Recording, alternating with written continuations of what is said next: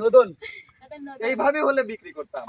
আপনার মতোই গায়ে মাংস নেই তার কাছে আমি বিক্রি করি। নিজের মনে হয় কি বডি দেখেছেন? দেখেন 250 ml কিচ্ছু হবে না 100 বছর